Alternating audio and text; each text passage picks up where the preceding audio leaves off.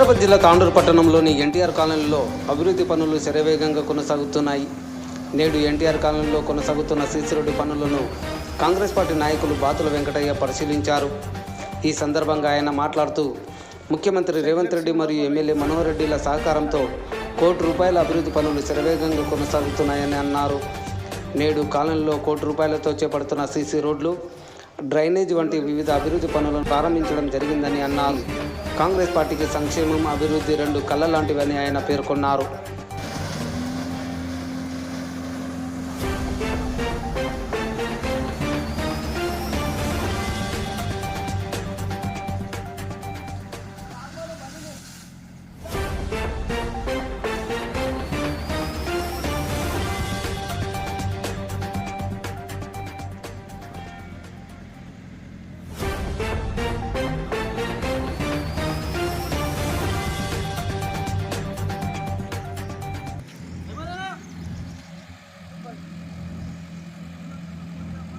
ఈరోజు కాంగ్రెస్ ప్రభుత్వం వచ్చిన తర్వాత మరియు మా సీఎం గారి ఆదేశాల మేరకు మా యొక్క ఎమ్మెల్యే గారు కూడా మనోహర్ రెడ్డి గారు మాకు చాలా సహకరిస్తున్నారు.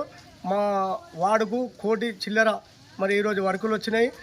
ఇంతకుముందు ఒక 4 నుంచి 6 వరకు మోరీలు కట్టినాము.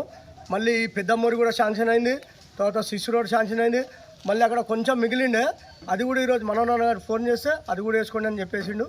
అది కూడా వేస్తున్నాం. ఈరోజు మొత్తం 5 ఇళ్ళ తర్వాత ₹1 కోటి వరకు అయింది.